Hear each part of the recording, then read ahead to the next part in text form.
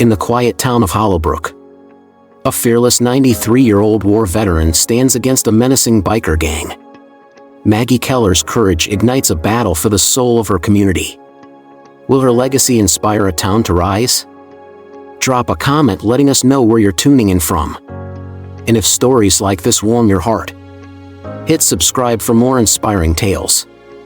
Margaret Maggie Keller, a steadfast 93-year-old Vietnam War veteran, greeted the morning with her usual routine in the quiet town of Hollowbrook, Virginia. The sun had barely risen, painting the sky in shades of soft gold and lavender as Maggie pulled on her faded green jacket and laced up her sturdy boots. Despite her age, Maggie's steps were firm and her gaze sharp, a testament to decades of resilience and discipline. Her destination was a familiar one, the Hollowbrook gas station, a small establishment that had served as a cornerstone of the community for years. The gravel crunched under Maggie's boots as she approached the gas station. Her goal was simple: a newspaper and a steaming cup of coffee.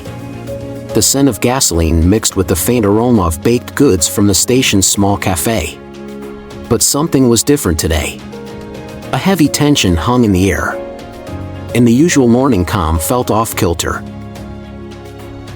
Loud laughter and the rumble of engines greeted Maggie as she rounded the corner. Parked haphazardly across multiple spaces were sleek black motorcycles, their chrome edges gleaming under the morning light. The Shadow Reapers, a notorious biker gang, had taken over the station. At their center stood their leader, a hulking figure named Ray's. His leather jacket, patched and worn, bore the gang's emblem, a snake coiled around a bloody dagger. Maggie paused for a moment, her sharp eyes scanning the scene. The Shadow Reapers weren't from Hollowbrook, they were drifters, passing through towns and leaving behind a trail of fear and destruction. The station's usual patrons were conspicuously absent, and the cashier behind the counter stayed low, avoiding eye contact with the gang. But Maggie wasn't one to be easily deterred. With her head held high and her cane tapping against the pavement, she walked straight towards the entrance. The bikers noticed her immediately. Their jeers and chuckles grew louder as she approached. Well, Ray said, stepping away from his bike and blocking Maggie's path. His voice was gravelly, his grin wide and predatory. Look what we have here, a little old lady out for her morning stroll. Maggie stopped in front of him, her cane planted firmly on the ground. Her face remained calm, her posture unyielding. I'm just here for my paper and my coffee, Maggie said evenly, her voice steady. Ray chuckled darkly, looking back at his crew as if sharing an inside joke. You hear that, boys? Granny's got spunk. But you see, this little gas station here, it's ours now. So maybe you should just turn around and shuffle on home. The gang erupted in laughter, but Maggie didn't move. Her piercing blue eyes locked onto Ray's. For a moment, the amusement on his face faltered. This place doesn't belong to you, Maggie said firmly. It belongs to this town. And this town doesn't scare easy. Ray's grin vanished. His hand shot out, grabbing Maggie's arm with enough force to make the surrounding bikers fall silent. But Maggie didn't flinch. Instead, she stared him down, her expression hard and unyielding. In that frozen moment, time seemed to stretch. Ray's face twitched slightly as if he could sense something deeper in the woman standing before him. Maggie wasn't just a frail old lady, she was someone who had faced death, chaos, and war, and had come out the other side unbroken. Behind her sharp exterior, Maggie's mind flashed back to a moment decades ago, a jungle in Vietnam. Smoke filling the air, the distant sound of gunfire. She remembered pulling a young lieutenant to safety, shielding him from enemy fire. His name had been Jonathan "Iron" John Matthews. A brave but reckless officer who owed his life to her that day. The memory faded, and Maggie refocused on the present. Slowly, Reyes released her arm, stepping back with a scowl. "You're brave, old lady," he said through clenched teeth. "But bravery only gets you so far." The bikers started to close in, but Maggie didn't budge. Her grip on her cane tightened slightly, her voice calm but firm. "If you're done," she said, her eyes never leaving Reyes, "I'd like to get my coffee now." For a brief moment, silence hung heavy over the gas station. The Shadow Reapers hesitated, glancing between Reyes and the elderly woman who refused to cower before them. Finally, with a sharp gesture from Reyes, the gang stepped aside, parting like a tide. Maggie walked into the station, her head held high. The cashier behind the counter gave her a nervous but admiring glance as she picked up her paper and poured herself a coffee. Outside, Reyes paced restlessly, clearly irritated by the encounter. His gang muttered among themselves, their laughter subdued. But Maggie knew this wasn't over. The Shadow Reapers weren't the type to let something like this slide. As she sipped her coffee, Maggie made a decision. She wouldn't involve the police. This needed a different kind of response. Pulling out an old, weathered phone from her coat pocket, she scrolled through her contacts and stopped at a name, Iron John Matthews. It was time to make a call. The sun hung low in the sky, casting long shadows over the Hollowbrook gas station. Outside, the Shadow Reapers lounged around their motorcycles, their menacing presence a dark stain on the otherwise peaceful morning. Maggie Keller, unshaken by her earlier encounter with Reyes, stepped out of the gas station with her coffee in one hand and her newspaper tucked under her arm. Her calm demeanor contrasted sharply with the simmering tension in the air. Reyes stood near his bike, his leather jacket stretched across his broad shoulders, arms crossed tightly over his chest. His eyes followed Maggie as she walked past him without so much as a glance in his direction. A cruel smile played on his lips as he took a long drag from a cigarette, the smoke curling upward in lazy spirals. "You know, lady," Reyes called out, his gravelly voice cutting through the silence. "You've got guts. I'll give you that. But guts only get you so far in a place like this." Maggie paused mid-step and turned to face him, her piercing blue eyes locked onto his. And for a fleeting moment, the hardened biker faltered under her gaze. "I've faced worse than you in my time, son," Maggie said evenly, her voice carrying a quiet authority. "You and your boys don't scare me." The gang members exchanged glances, some chuckling nervously while others shifted uncomfortably on their feet. Reyes, however, took a step closer, the steel toes of his boots scraping against the gravel. "You think you're some kind of hero? Huh?" Reyes sneered. "Some relic from a war nobody even talks about anymore? You don't get it, lady. This town? It's ours now." Maggie's jaw tightened, but her composure remained unshaken. She took a deliberate step forward, closing the distance between them. The faint lines on her face, carved by time and hardship, seemed to harden like stone. "This town belongs to its people," Maggie said firmly, "not to bullies hiding behind leather jackets and loud engines." Reyes' smirk twisted into a snarl. In one swift motion, he reached out and grabbed Maggie's arm again, his grip bruising. Gasps rippled through the gang as the tension reached its breaking point. But Maggie didn't flinch. Her expression remained cold, her gaze locked onto Reyes' face. In that instant, something passed between them, a silent battle of wills. Reyes' hand trembled slightly as he realized he wasn't holding the arm of a fragile old woman. He was holding the arm of someone who had faced death before and emerged victorious. "You don't want to do this," Maggie said softly, her voice carrying a quiet warning. For a brief moment, Ray's hesitated. His brow furrowed as if he were staring into a void he couldn't understand. But the moment was fleeting. With a sharp breath, he released Maggie's arm and took a step back, his nostrils flaring with frustration. Get out of here, Ray barked, turning away from her. We're done here. But Maggie knew better.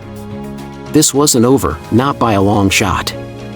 The gang members began to mount their bikes, engines roaring to life and echoing through the empty parking lot. As Ray climbed onto his motorcycle, he cast one last look over his shoulder at Maggie. You've made a mistake, old lady, he growled. We'll be back. And next time, it won't be just talk. With that, Ray revved his engine, and the Shadow Reapers roared out of the parking lot in a storm of dust and smoke. The air seemed to grow still in their wake, and the silence that followed was almost deafening. Maggie stood rooted to the spot, watching the gang disappear down the road. Her hands, still steady, tightened around her coffee cup. She knew she had only bought time, not victory.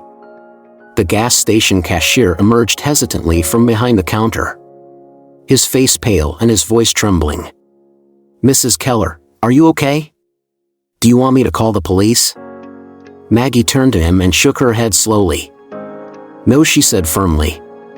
The police won't be able to handle this. I need to make a call.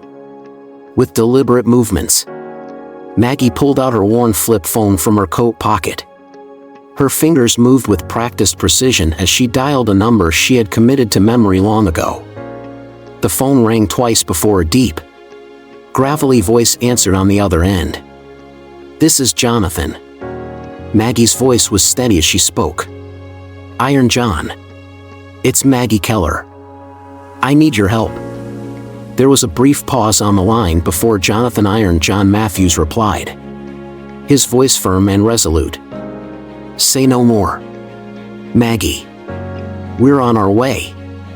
As Maggie ended the call, a faint breeze rustled through the trees, carrying with it a sense of foreboding. She looked out over the horizon, knowing that storm clouds were gathering over Hollowbrook, and the real fight was yet to come. Maggie Keller stood motionless in the gas station parking lot, her worn flip phone clutched tightly in her hand. The faint hum of engines from the Shadow Reapers faded into the distance, leaving behind a stillness that felt heavy and unnatural. The morning sun climbed higher in the sky, casting sharp shadows across the cracked pavement. Behind her, the gas station cashier nervously peered through the smudged glass door, his face pale and drawn. The call had been made. Jonathan Iron John Matthews was coming. Maggie took a steadying breath and walked to a nearby bench shaded by an overhanging awning. Her mind raced, not with fear, but with calculation. The Shadow Reapers weren't done. Ray had made that abundantly clear. His warning echoed in her ears like the hiss of a snake preparing to strike. She could still feel the bruising grip of his hand on her arm. But the ache was nothing compared to the memories flooding her mind, the faces of soldiers she'd fought beside, the chaos of the jungles in Vietnam, and the moments when calm under pressure meant the difference between life and death. Maggie knew a storm was brewing, and Hollowbrook was caught right in its path. The sound of distant motorcycle engines pulled her from her thoughts. It wasn't the hostile roar of the Shadow Reapers this time. This was different, steady, purposeful, and unified. Maggie stood up, her sharp blue eyes scanning the horizon. Soon, the first glint of chrome appeared on the road, followed by another, and another. The Veterans Legion had arrived. Leading the charge was Jonathan Iron John Matthews, riding a deep midnight blue motorcycle adorned with the Veterans Legion insignia, a silver eagle clutching a battered shield. Behind him rode a formidable group of men and women, each wearing leather jackets emblazoned with the same crest. These weren't aimless bikers, they were former soldiers. Disciplined and battle-tested. The convoy pulled into the gas station lot in perfect formation. Engines cutting off almost simultaneously. The silence that followed was palpable. Iron John dismounted his bike. His steel-gray beard bristling in the breeze. His sharp eyes swept the area before landing on Maggie. "Maggie," he said. His gravelly voice filled with respect and concern. "Are you all right?" Maggie nodded. "I'm fine, John. But we have a problem." Iron John approached her. His imposing figure casting a long shadow across the pavement. Though his presence radiated strength and authority, there was a gentleness in his gaze when he looked at Maggie. "Tell me everything," he said.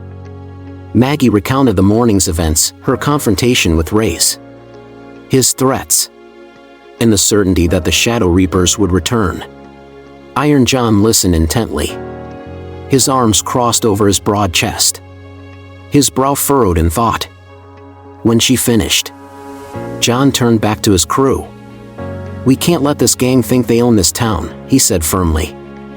"Hollowbrook has always been a place of peace.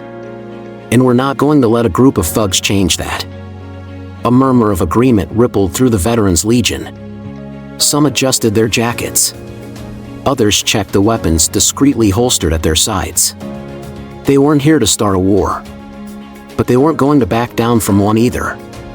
"What's the plan, John?" asked Casey, a sharp-eyed woman with cropped auburn hair and an air of quiet authority. John looked back at Maggie. "First, we secure this gas station. It's a central hub in town. And if the Shadow Reapers want to control Hollowbrook, this is where they'll start. Second, we reach out to the locals, shopkeepers, families, anyone who's felt threatened by these bikers. We'll show them they're not alone." Maggie nodded in approval. "It's not just about fighting back. It's about reminding this town of its strength." John's lips twitched into a faint smile. "Exactly."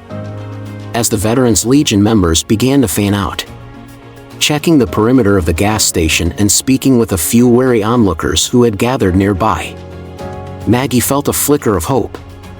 These men and women weren't just bikers, they were protectors.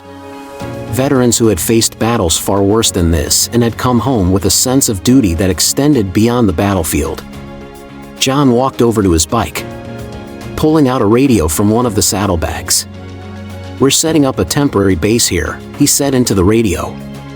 "I want patrols running along Main Street and eyes on every entrance into town. We're not letting Reyes and his gang take another step without us knowing about it." Maggie placed a hand on John's arm. "Thank you, John, for coming." John gave a small nod. "You saved me once, Maggie. I owe you more than just a ride into town." The sun was now fully overhead, bathing the gas station in bright light. The Veterans Legion moved like a well-oiled machine, securing the area, communicating in sharp, clipped phrases, and keeping watch in every direction.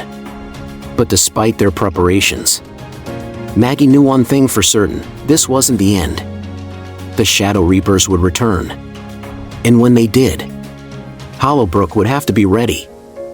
As the afternoon wore on, Maggie sat down on the bench once again, watching John and his crew prepare. The fight for Hollowbrook had begun, and there was no turning back now. The morning sun streamed through the tall windows of the Hollowbrook Veterans Hall, casting soft light over the worn wooden floors and rows of folding chairs.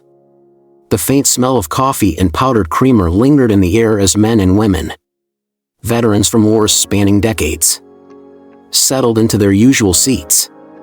But today was different. The chatter in the room was not the usual mix of reminiscing stories and casual laughter. Instead, it buzzed with urgency, with anger, and with something else, a quiet but growing resolve. Maggie Keller entered the hall, flanked by a few members of the Veterans Legion, including their leader, Jonathan Iron John Matthews. The room fell quiet as Maggie walked to the front, her cane tapping rhythmically against the floor. Every eye was on her, every ear tuned to hear what she had to say. News of her confrontation with Rays and the Shadow Reapers at the gas station had spread like wildfire. The veterans in the room weren't just angry, they were offended. To them, Maggie wasn't just another town elder. She was a symbol, a living embodiment of resilience. A woman who had given everything in service to her country. "I know you've all heard what happened," Maggie said, her voice steady but firm. "And I know many of you are ready to jump into this fight headfirst. But we have to be smart about this. This isn't some petty gang causing trouble, this is organized. This is intentional. And it's going to take all of us working together if we want to stop it." A murmur rippled through the crowd as heads nodded in agreement. Iron John stepped forward, his tall frame commanding attention. "Maggie's right," John said, his gravelly voice carrying through the hall. "These aren't just punks on motorcycles looking to stir up trouble. They're staking a claim. And Hollowbrook is their next target. But here's the thing, this town isn't theirs to take. Not while we're still breathing." The veterans erupted into applause and a few shouts of agreement. A sense of purpose filled the air, replacing the unease that had gripped them earlier. They weren't just angry anymore, they were united. In the back of the hall, Chief Frank Robbins, Hollowbrook's police chief and a Vietnam veteran himself, leaned against the doorframe with his arms crossed. His sharp eyes scanned the room, taking in the determination etched on every face. He had seen enough fights in his lifetime to know when a group was ready to stand its ground. After the applause faded, Maggie spoke again. "This isn't just about me, or Iron John, or even the Veterans Legion. This is about Hollowbrook. Every family, every shopkeeper, every person who calls this town home. We're not just fighting for ourselves, we're fighting for them." The crowd nodded, the weight of her words sinking in. These veterans had faced danger before, but this was different. The enemy wasn't on some distant battlefield, it was here, in their backyard. As the meeting wrapped up, groups of veterans broke off into clusters, strategizing, exchanging numbers, and making plans. Some discussed patrol routes, while others talked about protecting local businesses. Iron John and Chief Robbins exchanged a few words in private before both men nodded and shook hands. Maggie watched it all unfold from her spot at the front of the hall. The tide was turning. She realized the veterans of Hollowbrook weren't just preparing for a fight, they were preparing to reclaim their town. Outside, the faint roar of distant motorcycle engines echoed in the wind, a reminder that the Shadow Reapers were still out there, watching, waiting. But inside the Veterans Hall, a storm was gathering, a storm fueled by loyalty, courage, and the unwavering spirit of those who had already given so much for their country. The battle for Hollowbrook was just beginning. The distant rumble of motorcycle engines echoed through the hollow steel rafters of an old warehouse on the outskirts of Hollowbrook. Inside, shadows danced across cracked concrete floors, illuminated by the dim light of flickering overhead bulbs. Rays, the leader of the Shadow Reapers, stood at the center of the room, his gloved fists clenched and his jaw set in frustration. Around him, gang members leaned against their bikes or sat on overturned crates, their faces a mix of anger and unease. "They made us look weak," Rays growled, his voice slicing through the tension like a knife. "That old woman stood up to us, and we backed down. That's not who we are. That's not what the Reapers stand for." The gang members shifted uncomfortably, some nodding in agreement, others avoiding his piercing gaze. Among them was Patches, a younger member with a faded leather jacket and restless hands. He kept his head down, his expression carefully neutral. Ray slammed his fist against a nearby metal barrel, the sound reverberating through the cavernous space. "We're going to remind this town who owns it. No more standoffs. No more empty threats. We hit them where it hurts." The plan was clear: confront the veterans directly at the VA Center, a place that had become a symbol of resistance in the eyes of the gang. Ray's laid out his strategy, pointing to a crude map pinned to a wooden board. His finger traced a path through Hollowbrook streets, marking entry points and fallback routes. But not everyone in the room shared his confidence. Patches shifted from one foot to the other, his eyes flickering between Ray's and the map. He had joined the Shadow Reapers seeking belonging, but the violence and chaos were starting to gnaw at his conscience. "What about the cops?" someone asked from the back. Ray smirked, a cruel glint in his eyes. "Chief Robbins? He's one man with a badge. He won't stand in our way. And if he does, well, we'll handle it." Unbeknownst to Ray's, Chief Frank Robbins had already caught wind of the gang's movements. As the Shadow Reapers began to mobilize, Chief Robbins was en route to the VA Center. Sirens off, his old cruiser cutting through the empty backroads of Hollowbrook. When the Shadow Reapers rolled into the parking lot of the VA Center later that afternoon, they were met not just by veterans but by the stern figure of Chief Robbins himself. His police cruiser was parked strategically at the entrance, lights flashing but sirens silent. His hand rested on his service pistol, and his sharp eyes scanned every face in the crowd. "Turn those bikes around," Robbins said, his voice low but firm. For a moment, it seemed like violence would erupt right there in the parking lot. The gang members exchanged tense glances, their hands twitching near chains and crowbars. But Robbins didn't flinch, and neither did the veterans standing behind him. Ray stared at Robbins, his lips curling into a snarl. But after a long, agonizing pause, he raised his hand and signaled his crew to stand down. The motorcycles roared to life once more as the Shadow Reapers turned and rode away, their presence leaving behind an oppressive silence. The confrontation had been avoided, barely. But everyone knew it was only a matter of time before the storm would break over Hollowbrook. The sun dipped low on the horizon, casting long shadows across the VA Center's modest meeting room. A single overhead light buzzed faintly, illuminating a large table cluttered with maps, handwritten notes, and hastily sketched diagrams of Hollowbrook. Maggie Keller sat at one end, her cane resting against the arm of her chair. Jonathan Iron John Matthews stood nearby, his arms crossed over his leather vest, his sharp eyes scanning the table. Across from them, Chief Frank Robbins leaned against a filing cabinet, his police badge glinting faintly in the dim light. The earlier confrontation with the Shadow Reapers had been too close for comfort. The veterans and the police chief knew that the gang's retreat was only temporary, a pause before the storm. "They're not just causing chaos," Chief Robbins said, his deep voice steady but edged with frustration. "They're organized. Too organized. These aren't just reckless thugs anymore." Iron John nodded, pointing at one of the maps. "They've been moving methodically, taking over key spots around town.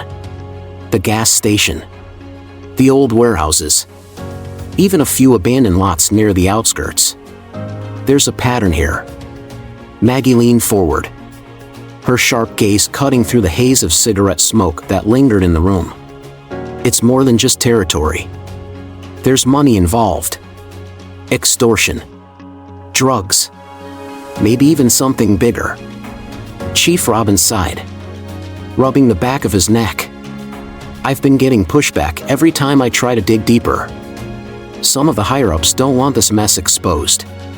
Either they're scared, or..." He let the sentence hang unfinished. But everyone in the room knew what he meant. Corruption. Iron John slammed his hand down on the table, causing the maps to flutter. "Then we can't rely on outside help.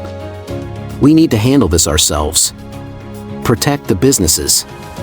Keep an eye on movement. And most importantly, gather evidence. If we can put enough proof in front of the right people, they won't be able to ignore it. Maggie nodded slowly. We'll need the town's help. John, shopkeepers, families, and anyone else willing to stand up. Fear is the Shadow Reaper's greatest weapon. If we take that away, they lose their hold on Hollowbrook. The room fell silent for a moment, each person deep in thought. Chief Robbins straightened up, his face set with determination. All right, we start tonight. Patrols, checkpoints, and eyes on every street corner. If the Reapers want to fight, they'll find one, but on our terms. Maggie's voice was calm but firm. We're not just fighting for Hollowbrook. We're fighting for its future. As the meeting concluded, the three of them shook hands.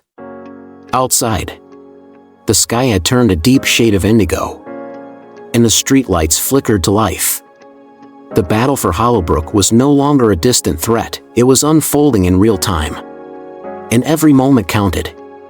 The night air was thick with humidity as the Shadow Reapers gathered in a dimly lit lot behind an abandoned diner on the outskirts of Hollowbrook.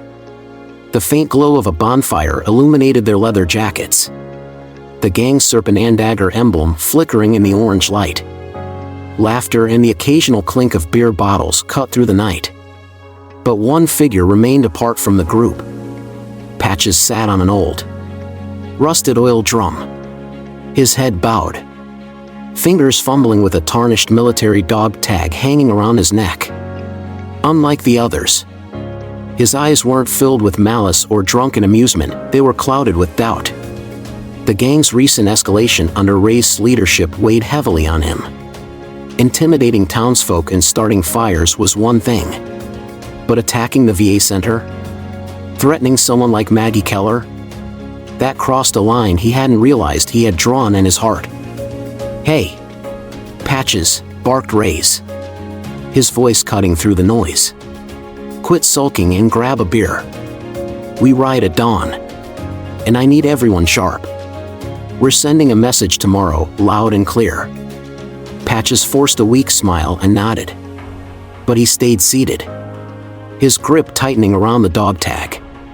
It had belonged to his older brother, a Marine who never made it home. His brother had stood for something: honor, duty, sacrifice. And now, here Patches was, surrounded by men who took pride in spreading fear. When the gang's attention turned back to their drunken revelry, Patches slipped away into the shadows. His motorcycle was parked near the edge of the lot, its engine silent as he pushed it down the gravel road until he was far enough away not to be heard. Once alone, he kicked the engine to life and sped off into the night, his headlights cutting through the darkness. Half an hour later, Patches parked his bike behind an old church on the edge of town. His heart hammered in his chest as he approached a side entrance. After a moment's hesitation, he knocked twice on the heavy wooden door. The door creaked open, revealing Maggie Keller standing in the dim light of a flickering bulb. Her sharp eyes studied him for a long moment before she stepped aside and let him in. I need to talk," Patches stammered, his voice cracking with emotion. "I can't keep doing this. Not after what I've seen. Not after what they're planning." Maggie nodded, her expression serious but not unkind. "Come in, son. We've got a lot to discuss." As Patches stepped inside, the door closed softly behind him, shutting out the chaos of the gang and the weight of his guilt. For the first time in months, he felt a flicker of hope, a chance to make things right.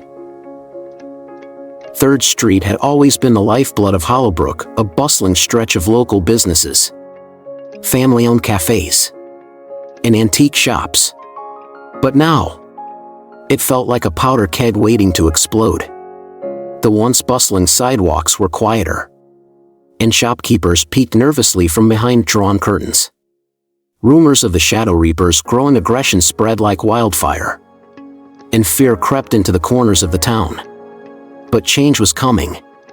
Under the guidance of Jonathan Iron John Matthews, the Veterans Legion arrived on 3rd Street.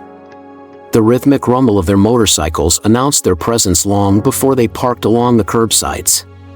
Veterans dismounted, their leather jackets bearing the Silver Eagle and Shield insignia, a symbol of resilience and unity.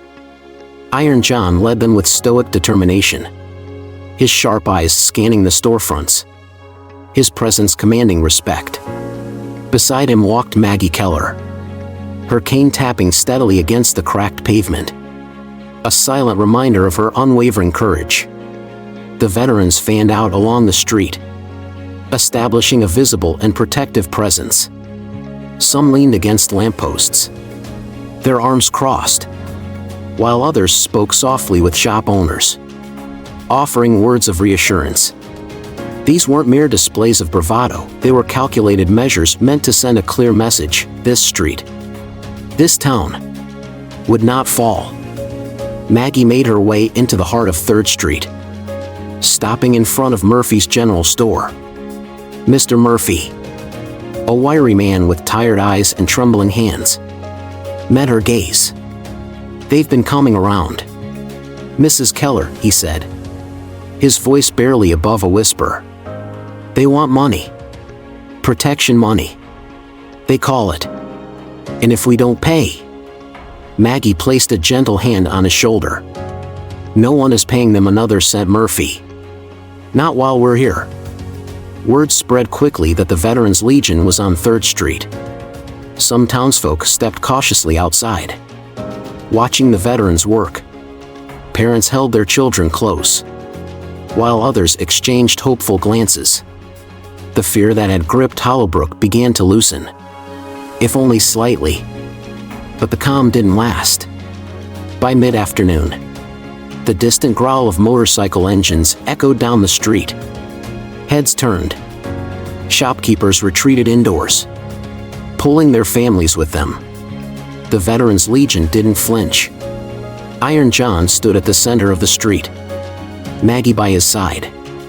As the Shadow Reapers rolled into view, Havoc led the pack, his black leather jacket glinting under the sun, the snake and dagger emblem stitched across his back. His sneer was visible even from a distance. Behind him, rows of bikers followed, their engines roaring like an angry swarm. The two groups faced each other on 3rd Street, separated by little more than 20 yards of cracked asphalt. The air buzzed with unspoken threats, with the weight of everything unspoken hanging between them. Havoc killed his engine and dismounted, his boots hitting the pavement with a dull thud.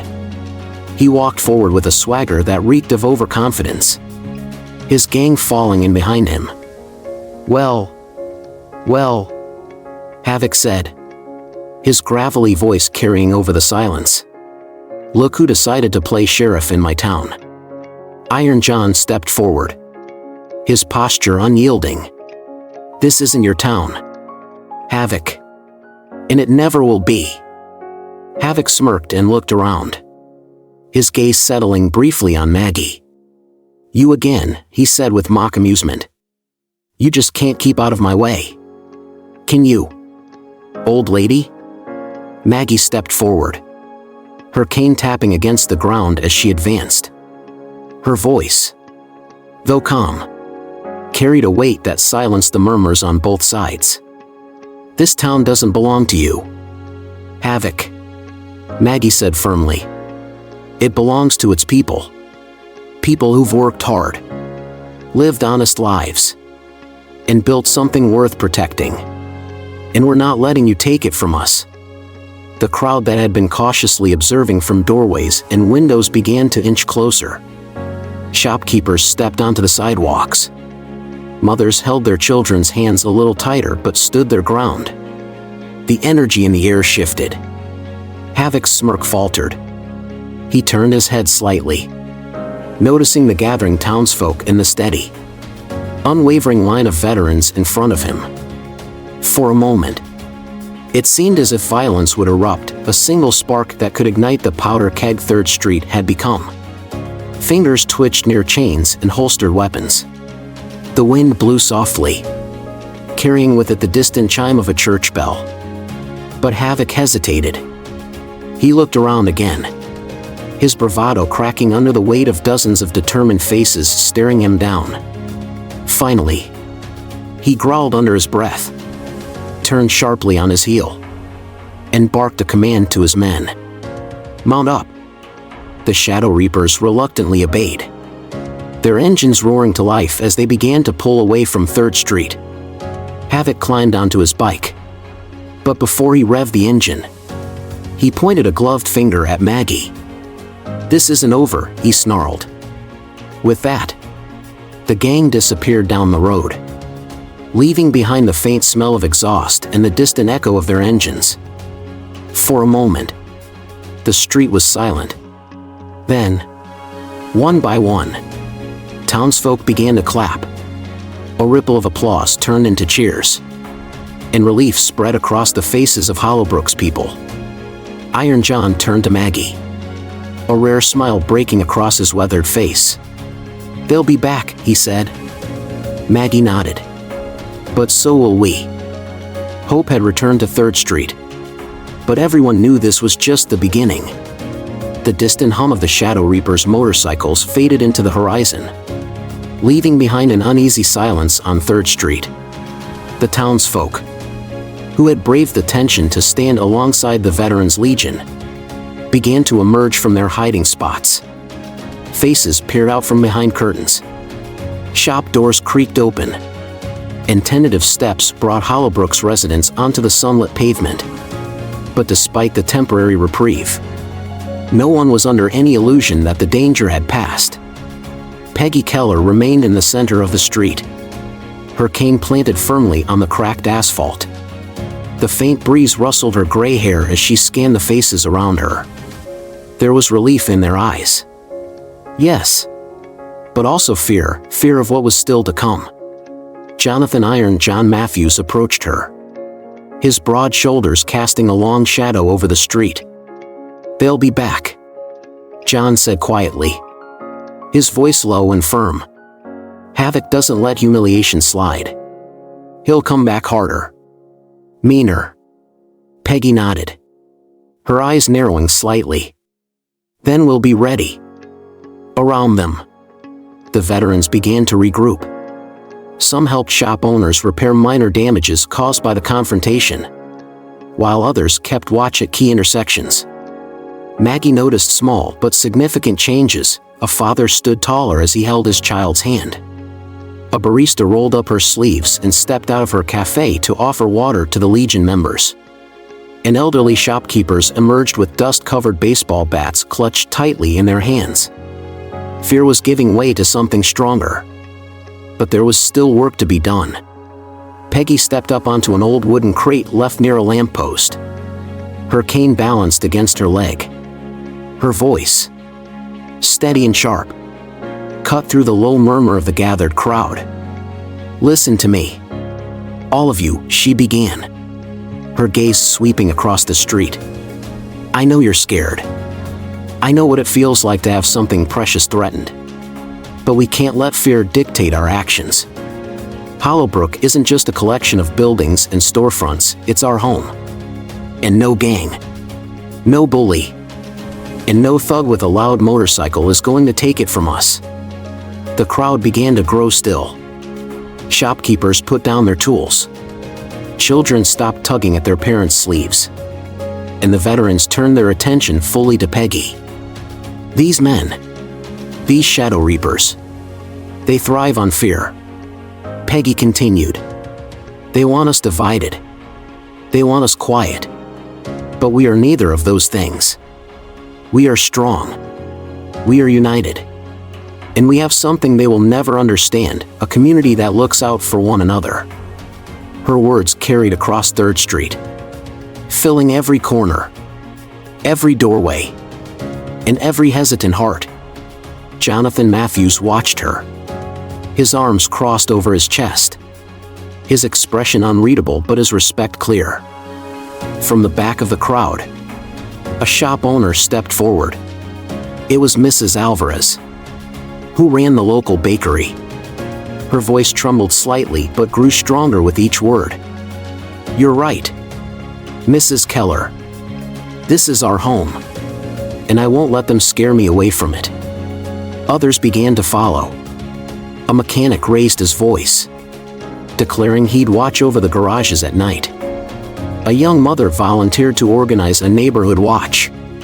One by one, the people of Hollowbrook stepped forward, offering their time, their skills, and their unwavering determination. Peggy nodded, a faint but proud smile crossing her face. "That's the spirit. It won't be easy, and it won't be quick, but together, we will stand firm." As the sun began to dip below the horizon, 3rd Street was transformed. The Veterans Legion coordinated with local volunteers to establish patrols. Streetlights flickered on, and makeshift barricades were quietly set up at key intersections. Shopkeepers fortified their storefronts, while others handed out food and supplies to the veterans stationed along the street. Jonathan approached Peggy as she stepped down from the crate, her cane steady in her hand. "You've given them something Havoc couldn't take away," John said softly. "What's that?" Peggy asked. "Hope," he replied. The two of them stood side by side as the street buzzed with purposeful energy. There was a renewed sense of resolve in the air, an understanding that the people of Hollowbrook would not cower in the face of tyranny. Far off in the distance, beyond the edge of town, the faint echo of motorcycle engines rumbled again, a reminder that the Shadow Reapers had not gone far. But for now, 3rd Street stood strong. Peggy let out a quiet breath, her eyes fixed on the horizon. "Let them come," she said softly. "We'll be ready." Around her, the people of Hollowbrook continued to work, continued to prepare, and most importantly, continued to believe that their town was worth fighting for. The sun dipped below the skyline, and the streetlights glowed like small beacons of defiance against the looming darkness. The night was heavy with tension, the kind that lingered before a storm.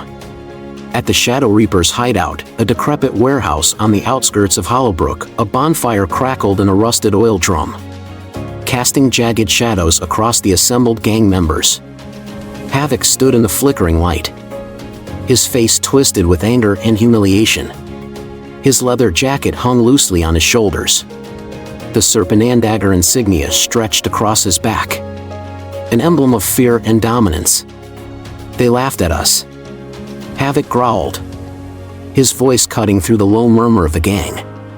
"That old woman and her band of rejects humiliated us in front of the entire town. And what did we do? We rode away with our tails between our legs." The gang remained silent, their faces grim under the glow of the fire. They knew better than to speak when Havoc was in this state. But tonight, Havoc continued, his voice rising. "We remind them who we are. We remind them what happens when you cross the Shadow Reapers. Burn it all. Their shops, their homes, their safe little corner of the world. If they want a war, we'll give them one." His lieutenants nodded in grim agreement. Chains rattled, knives gleamed in the firelight, and the roar of motorcycle engines soon filled the night air as the gang split into smaller groups, each assigned a sector of the town to target. Havoc's orders were clear: spread chaos, ignite fear, and leave nothing untouched. The attack began shortly after midnight. Flames erupted from the small auto repair shop owned by Mr. Davis, a Vietnam veteran who had spent decades fixing cars and sharing stories with anyone who walked through his doors. The fire spread quickly, black smoke curling into the sky as the building groaned and cracked under the heat. Not far away, Molly's Diner, a cornerstone of the community for generations, was engulfed in flames. its checkered floors and vinyl booths, once filled with laughter and the smell of fresh pies, were reduced to ash in minutes. The Shadow Reapers moved with ruthless efficiency, tossing Molotov cocktails through windows, slashing tires, and spray painting their serpent and dagger symbol on walls and sidewalks as a grim signature. Chaos spread like wildfire, and the smell of smoke and gasoline hung heavy in the night air. From her modest home on the edge of town, Maggie Keller awoke to the distant sound of sirens and the faint orange glow on the horizon. She pulled on her coat, grabbed her cane, and stepped outside. The night sky was smeared with smoke, and her heart clenched at the sight. Across town, Jonathan "Iron John" Matthews was already mobilizing the Veterans Legion. His phone buzzed incessantly with calls from frightened townspeople, and he issued orders with the calm efficiency of a seasoned commander. "We split into teams," John said to his lieutenants, his voice steady despite the chaos erupting around them. "One team focuses on evacuating civilians. The other handles fire containment where we can. No one gets left behind." Meanwhile, families fled their homes, clutching children and dragging hastily packed bags. Brave volunteers joined the veterans, forming impromptu fire lines and assisting those trapped by the spreading flames. The town's meager fire department worked desperately to contain the infernos. But the Shadow Reapers had chosen their targets well, buildings that were close together, vulnerable, and hard to reach. Havoc watched it all unfold from a hill overlooking the town. His arms crossed over his chest, his lips curled into a cold smile as he saw the smoke rising in thick plumes. "Look at them," he muttered to one of his lieutenants, "running around like ants under a magnifying glass. They thought they could stop us. They thought they could humiliate us." But even Havoc could sense something brewing beneath the chaos. Despite the destruction, despite the flames licking at the heart of Hollowbrook, there was no complete collapse. People were helping each other, standing together amidst the wreckage. Down in the town square, Maggie Keller arrived at a makeshift command post set up by the Veterans Legion. Iron John turned as she approached, his face streaked with ashen sweat. "We've got most of the families out," John reported, "but we're running low on resources, and the fire's spreading faster than we can keep up." Peggy nodded, her expression set with determination. "We focus on the people first, John. Buildings can be rebuilt, lives can't." The two shared a brief nod before turning back to their tasks. Around them, the townsfolk continued their desperate efforts, hauling buckets of water, carrying elderly neighbors to safety, and working tirelessly to beat back the flames. But even as the fires began to smolder and the first hints of dawn crept over the horizon, the damage was undeniable. Hollowbrook had been scarred.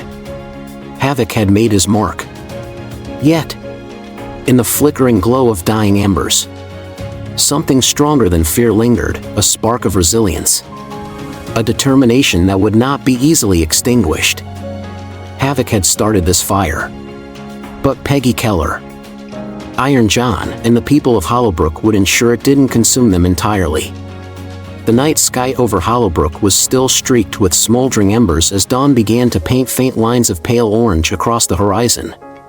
The fires, though largely contained, continued to crackle and smolder in isolated pockets, filling the air with a choking haze of smoke and ash. The scent of charred wood and melted plastic lingered over the town like a suffocating shroud. In the heart of the devastation, Maggie Keller stood at the makeshift command post in the town square.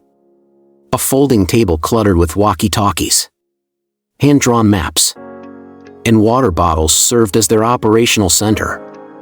Volunteers moved in and out, delivering updates, supplies, and news from different sectors of town. Her cane planted firmly by her side, Peggy remained focused, her sharp blue eyes scanning the chaos before her. Jonathan "Iron John" Matthews arrived, his leather jacket streaked with soot and his face darkened by ash. He had been working non-stop for hours, coordinating rescue efforts, pulling families from burning buildings, and directing the veterans who fought tirelessly alongside local volunteers. "We've managed to keep casualties at 0, John reported, his voice hoarse from smoke inhalation. "No lives lost. Peggy." "Not one." Peggy closed her eyes briefly, exhaling a shaky breath of relief. "That's a victory, John. One we need to hold on to." But the town was far from okay. Entire blocks had been reduced to skeletons of ash and rubble. Businesses that had served the community for decades now stood as smoldering ruins. Families huddled together on sidewalks, clutching what little they had managed to save, a photo album here, a child's stuffed animal there. Hollowbrook's spirit was strong, but its body was battered.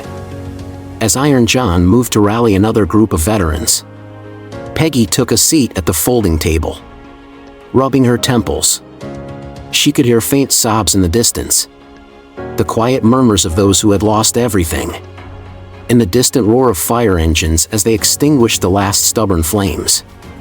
Across the street, shopkeeper Molly Alvarez was handing out sandwiches and water bottles from what little stock remained of her bakery. Despite her tear-streaked face and trembling hands, she smiled faintly at each person she served. "You see that, John?" Peggy said, pointing towards Molly. "That's resilience. That's what Havoc and his gang can't understand, what they'll never break." John nodded, his gaze following Peggy's outstretched finger. "We'll rebuild, Peggy. Brick by brick, nail by nail. They can burn down buildings, but they can't burn down a community like this." As dawn stretched into morning, the rescue and relief efforts continued with military-like precision. The Veterans Legion split into smaller squads. Each team assigned specific tasks, clearing debris, distributing supplies, and assessing structural damage to homes and businesses. Local volunteers joined in, and Chief Frank Robbins worked tirelessly alongside his officers, ensuring roads were clear and emergency services had access to the hardest-hit areas. Peggy and John knew they couldn't stop at just recovery. They needed evidence, hard proof of the Shadow Reaper's crimes. As the smoke began to clear, Iron John led a small group of veterans to survey the damage, carefully documenting every scorched wall, every shattered window, and every painted symbol of the serpent and dagger. Phones and cameras captured it all, photographs of gang graffiti sprayed across crumbling brick walls, burned-out vehicles, and shattered glass glinting in the rising sun. They spoke to witnesses, collecting accounts from those who had seen the gang members setting fires and wielding bats and chains. Every voice added another thread to the growing tapestry of evidence they were building against Havoc and his men. Near the ruins of Davis Auto Repair, Peggy found Mr. Davis himself, sitting on a curb beside what was left of his shop. His shoulders sagged, his face streaked with soot and silent tears. "I built this place with my own 2 hands, Mrs. Keller," he said softly, his voice trembling. 40 years of work, gone. Peggy sat down beside him, her hand resting gently on his shoulder. "We'll rebuild it, Davis. You have my word. And Havoc will pay for every bit of this." As the sun rose higher, casting light over the scarred town, the sense of shock began to give way to something else, a simmering determination. People began to speak in low but firm voices about rebuilding, about fighting back, about not letting fear dictate their lives any longer. At midday, Peggy gathered John, Chief Robbins, and several key volunteers around the folding table in the square. She spoke with the same steel in her voice that had made even Havoc hesitate. "This isn't just about rebuilding, gentlemen. It's about justice.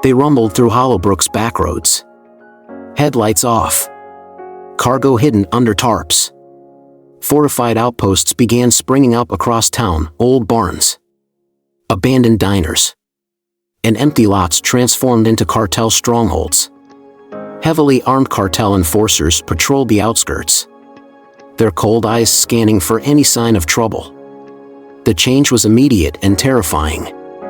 Drugs flooded into Hollowbrook.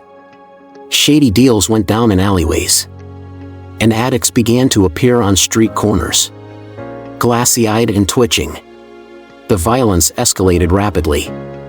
Shopkeepers who refused to pay protection money were dragged into the streets and beaten. Houses with suspected ties to the Veterans Legion were ransacked, their occupants terrorized.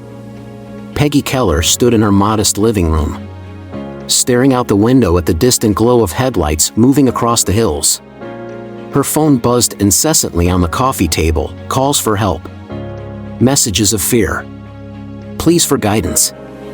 She had spent her life in conflict zones, but seeing her hometown transform into one cut deeper than any battlefield scar.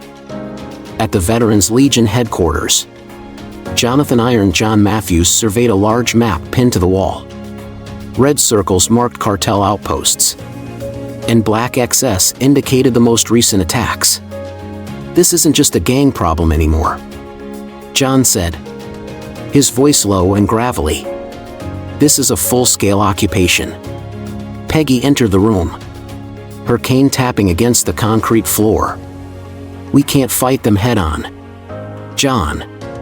They have numbers, weapons, and resources we can't match. But they're not invincible. Everyone makes mistakes. John nodded, his sharp eyes studying the map. We gather intel. We document everything. Every deal. Every shipment. Every face. We give the feds a story they can't ignore. Over the next few days, the Veterans Legion shifted tactics. Instead of direct confrontations, they turned to surveillance and intelligence gathering.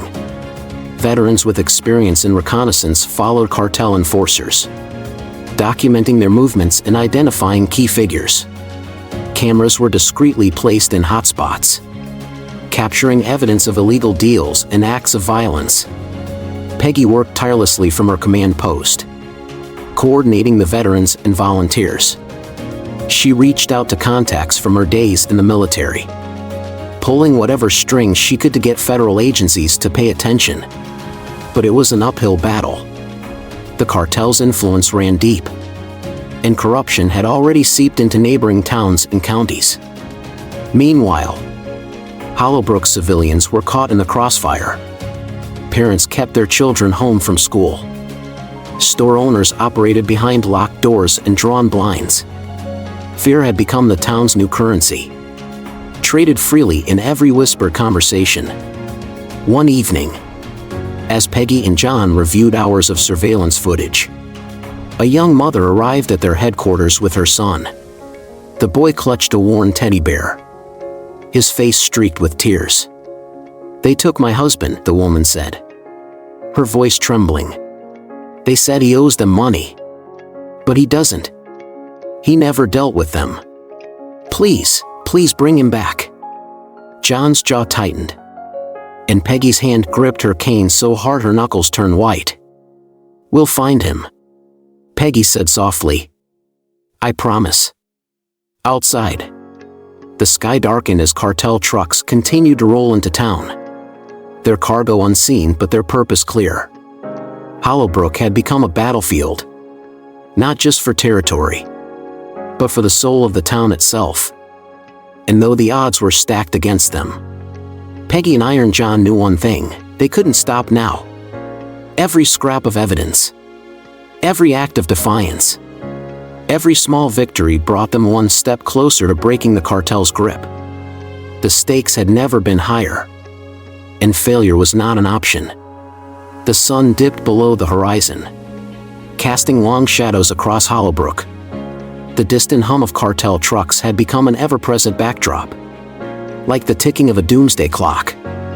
Havoc stood at the edge of a cliff overlooking the town, his leather jacket flapping lightly in the cold wind.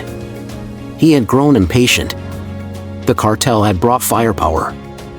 Yes, but their methods were slow, calculated. Havoc wanted results.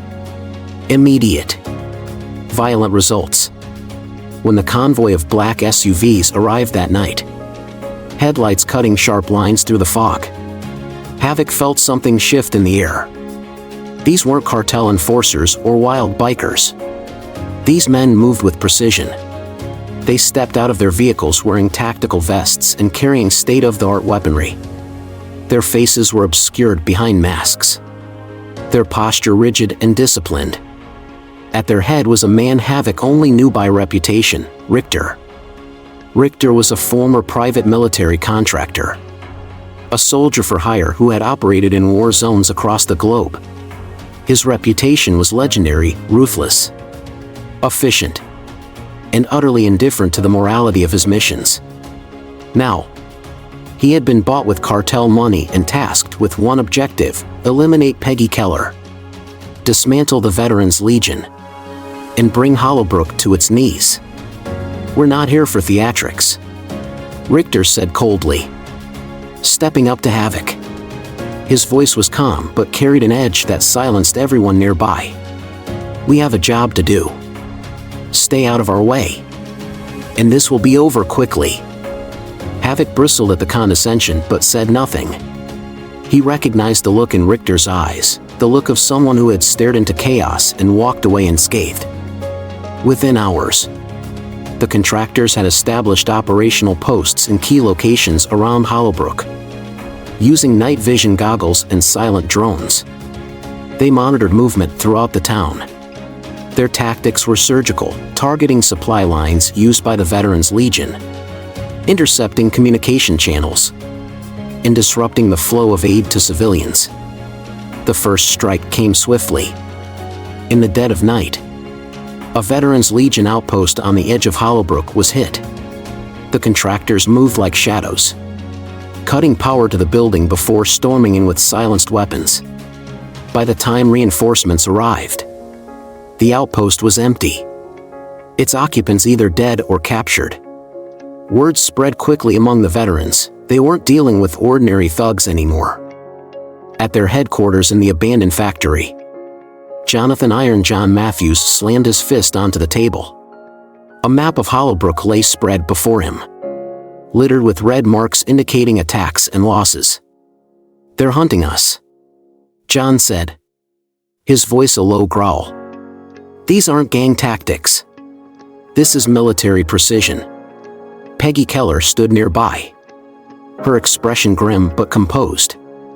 "Then we stop fighting like a gang and start thinking like soldiers again." Over the next few days, Peggy and John coordinated a counteroffensive. They began moving their supply caches to unpredictable locations, changing patrol routes, and using coded messages instead of open communication channels. The Legion veterans reverted to guerrilla-style tactics, using their intimate knowledge of Hollowbrook's layout to their advantage. But Richter was relentless. He anticipated their moves, setting traps and springing ambushes at choke points across the town. Casualties mounted on both sides, and fear began to creep into the ranks of the Legion. On the outskirts of Hollowbrook, Peggy and John met with Chief Frank Robbins in an abandoned barn lit by a single hanging lantern. The flickering light cast sharp shadows across their tired faces. "We're bleeding out, Frank," John said, his voice tight with frustration. "Every move we make, they're 2 steps ahead. We need to find their base of operations. We need to hit them where it hurts." Chief Robbins nodded, pulling out a crumpled piece of paper from his coat pocket. "I might have something. One of my guys spotted them setting up equipment at the old Miller estate. It's remote, defensible, and big enough to serve as a command center." Peggy straightened her shoulders. "Then that's where we go. But we can't charge in blind. We need intel." The 3 of them mapped out a plan,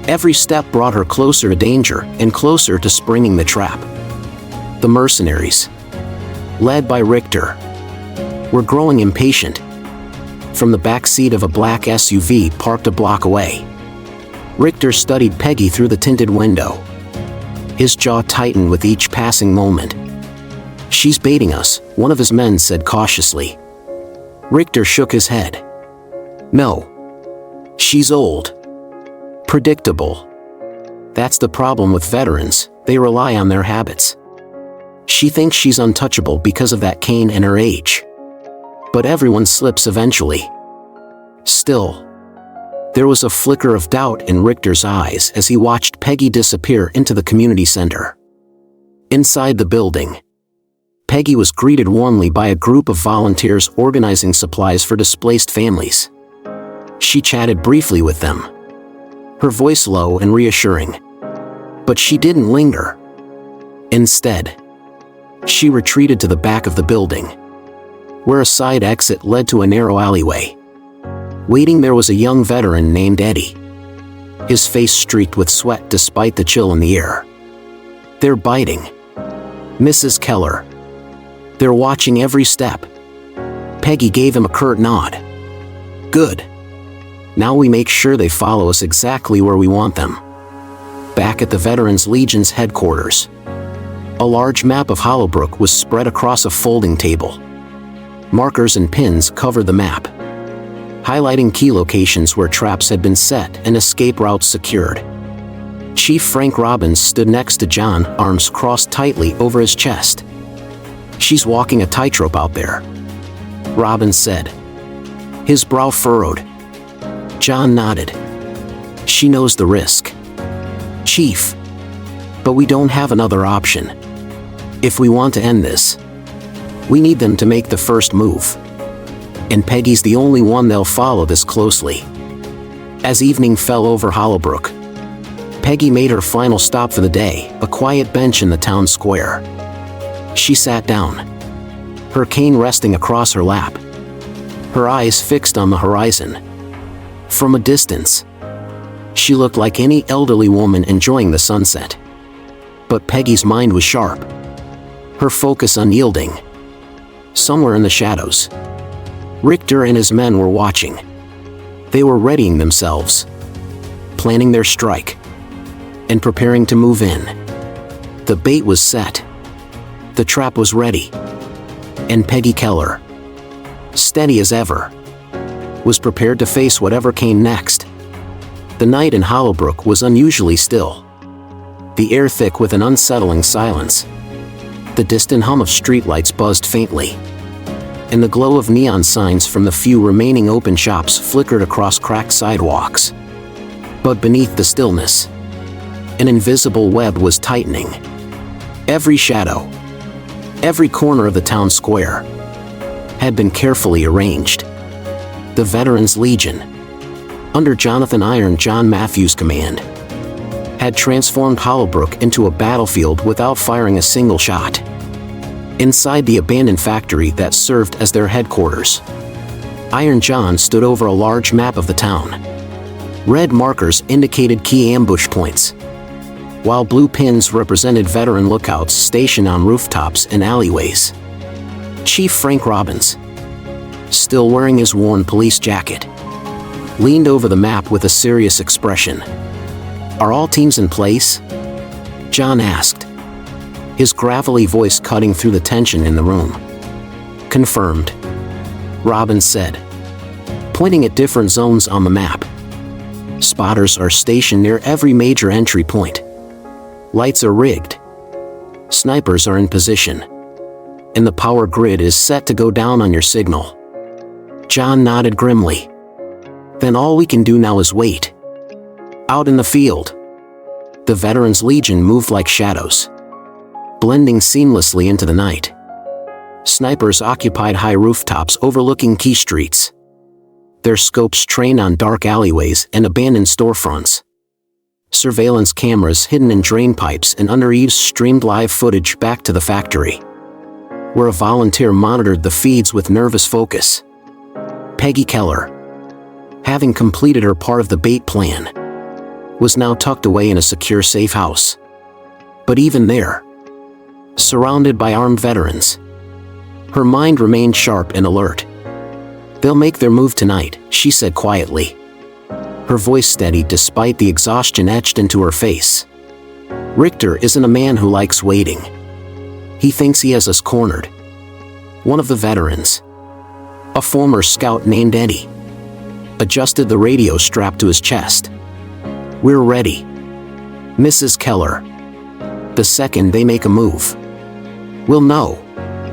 Meanwhile, Richter was finalizing his plans from his temporary command post inside the abandoned Miller estate. His team of mercenaries sat silently, their weapons cleaned, loaded, and ready. Maps of Hollowbrook were pinned to the walls, marked with Peggy's known routes and suspected hideouts. "We strike at midnight," Richter said coldly, his gloved finger tracing the path towards the Veterans Legion stronghold on the map. "We hit them hard, fast, and without mercy. Keller, she's the priority. No loose ends." The mercenaries nodded in silent agreement, their faces hidden behind tactical masks. The sound of weapons being cocked echoed softly through the dusty room. As the clock crept closer to midnight, the tension in Hollowbrook became almost unbearable. John stood at a rooftop lookout, binoculars in hand, surveying the quiet streets below. A faint glimmer of headlights appeared in the distance, growing brighter with each passing second. "They're coming," John said into his radio, his voice low but firm. "All units, stand by." Throughout the town, veterans gripped their weapons, their breaths steady, their fingers resting lightly on triggers. Floodlights, rigged to generators, were hidden behind tarps and shutters, ready to snap on at a moment's notice. Down on the street, Eddie crouched behind a stack of crates, his radio crackling with John's voice. "Team Alpha, report. They're moving in." "John," Eddie whispered. "Black SUVs. Unmarked. 3 vehicles. Maybe more." John's eyes narrowed as he scanned the convoy through his binoculars. "Hold positions. No one moves until my signal." The SUVs rolled to a stop at key points along the street. Dark figures began to emerge from the vehicles, each one moving with silent precision, their weapons gleaming faintly under the moonlight. Richter stepped out last, his presence unmistakable. He glanced around, his sharp eyes studying the shadows, looking for any sign of an ambush. But the trap was perfect. The Veterans Legion had thought of everything. From her safe house, Peggy listened to the radio transmissions, her hands gripping her cane tightly. Every fiber of her being wanted to be out there. But she knew her part was already played. Back on the rooftops, John watched as the mercenaries began to fan out, spreading across the ambush zone. "They're in position," Eddie whispered into his radio. John exhaled slowly, his finger hovering over a remote control device strapped to his vest. "On my mark," John said, his voice steady. 3, 2, 1. Now. With a single click, the entire power grid of Hollowbrook shut down. The town plunged into absolute darkness. The hum of streetlights disappeared. Neon signs sputtered out, and the mercenaries froze in confusion. Seconds later, the floodlights burst to life, blinding white beams cutting through the blackness and illuminating the mercenaries where they stood. Snipers adjusted their scopes. Veterans emerged from hiding, and the sound of cocking weapons filled the air. The trap was sprung. The streets of Hollowbrook, once silent and still, erupted into chaos as the Veterans Legion launched their counterattack with surgical precision.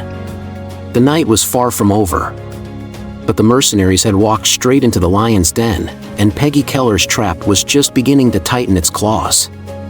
The blinding white beams of the floodlights cut through the pitch-black night, catching the mercenaries completely off guard. Shadows scattered across the cracked pavement as Richter and his men froze. Their tactical formation shattered in an instant. The steady hum of the generators powering the lights reverberated through the narrow streets of Hollowbrook. And in that fleeting moment of confusion, the Veterans Legion struck. From the rooftops, veterans opened fire with calculated precision.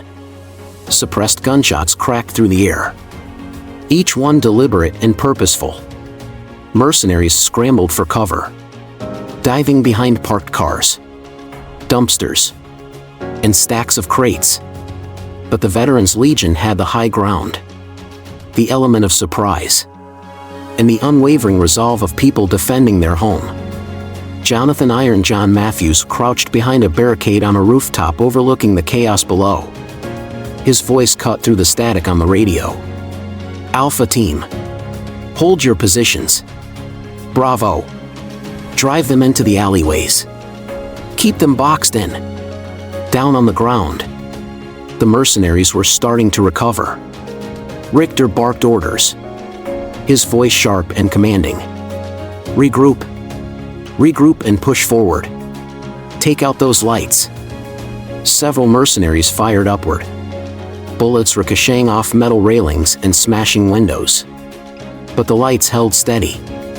The Veterans Legion had fortified their positions well, and each mercenary who exposed themselves became a target.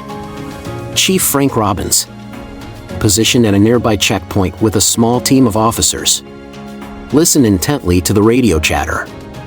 "We've got movement near the west side," he said into his radio. "They're trying to flank." John's voice came back instantly. "Cut them off. Chief, don't let them breach the perimeter." The veterans on the west end adjusted their positions, intercepting the flanking group in a narrow alleyway. The sound of close-quarters combat erupted, shouts, gunfire, and the clash of steel. The mercenaries fought with the cold efficiency of trained operatives. But the veterans had something the hired guns didn't, a personal stake in this fight. Richter crouched behind a rusted sedan, his sharp eyes scanning the battlefield. The mercenaries were losing ground. They had walked into a trap so tightly woven that every attempt to reorganize met resistance. "Fall back," Richter growled into his radio. "Regroup at the secondary point." But retreat wasn't an option. The Veterans Legion had cut off every escape route. The mercenaries were trapped. At the heart of the chaos, Maggie Keller's voice crackled over the secure radio frequency. "Hold the line. Everyone. We've got them where we want them. Stay sharp. Stay focused." Her words carried through the static, offering a moment of clarity amid the storm. Richter, realizing the dire situation, made a last-ditch decision. He signaled to a nearby mercenary, who retrieved a heavy-duty radio from his pack. "This is Richter. We're compromised. I need extraction. Now."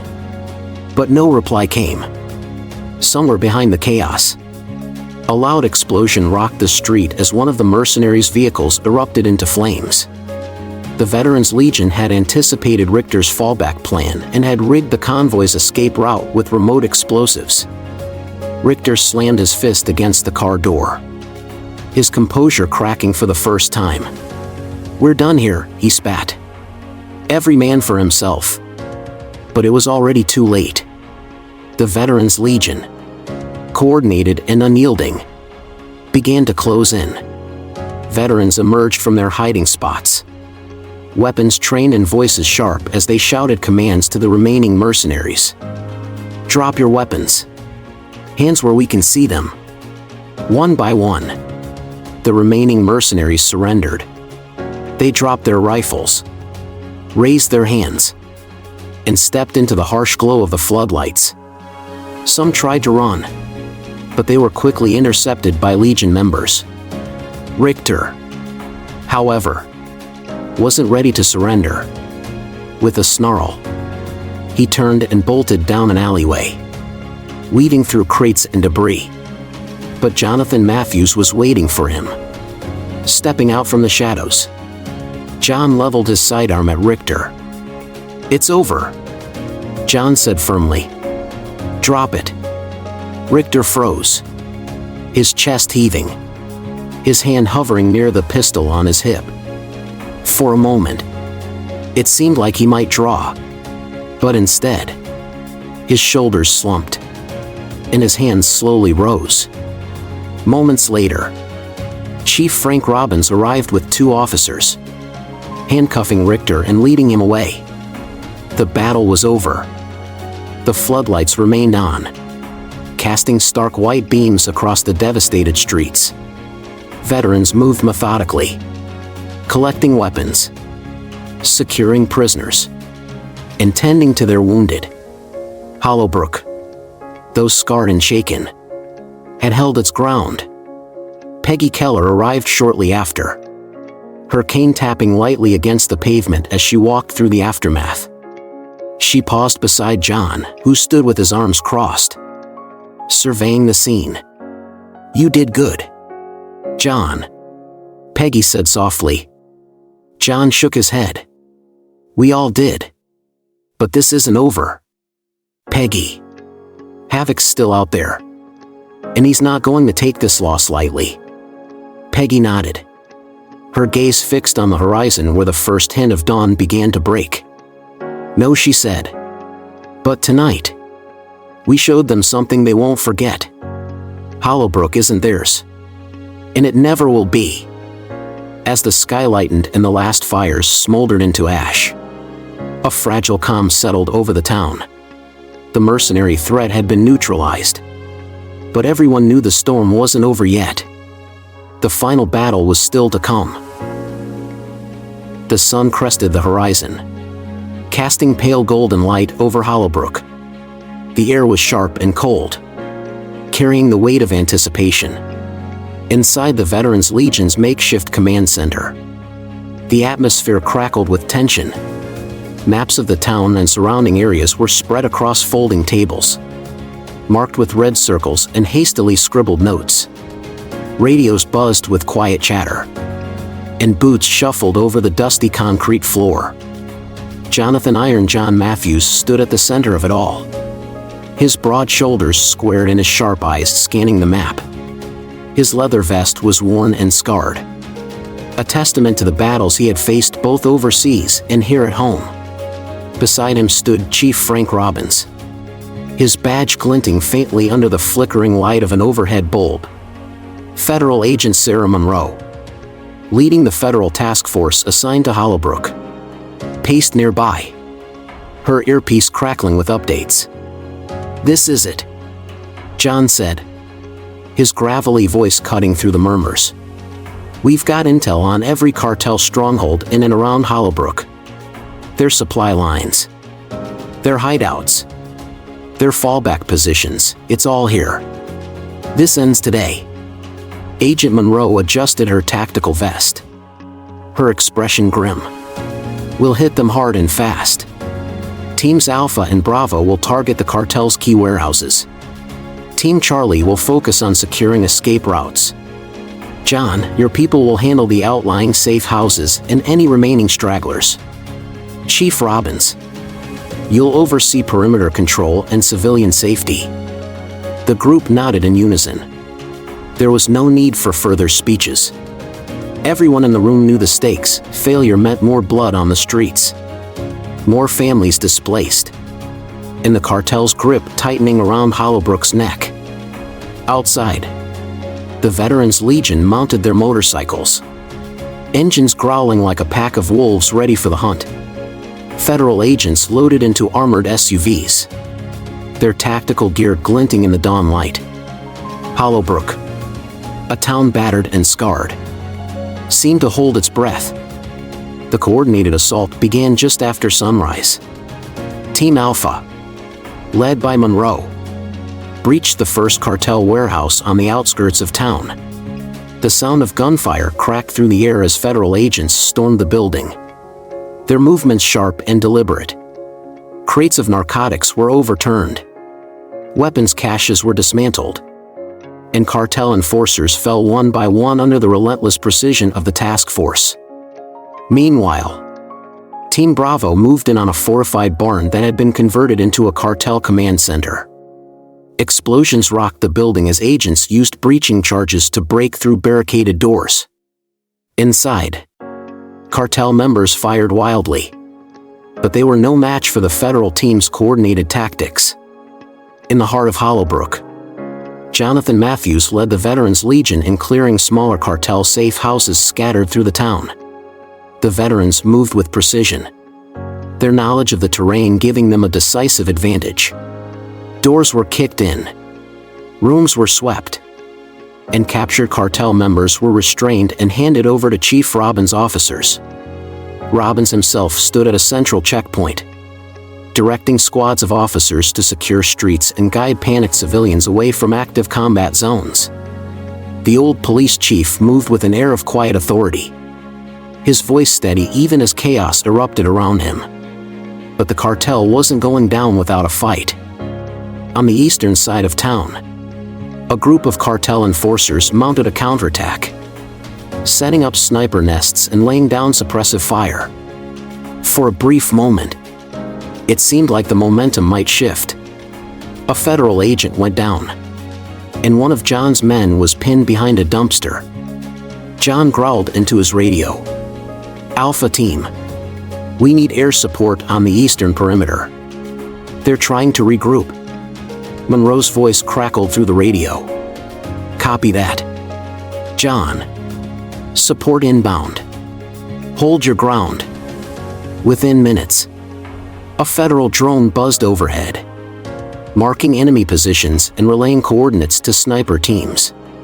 Shots rang out in quick succession, and one by one, the cartel's counterattack crumbled. By midday, the coordinated assault had broken the cartel's backbone. Warehouses lay empty, their illicit goods confiscated or destroyed.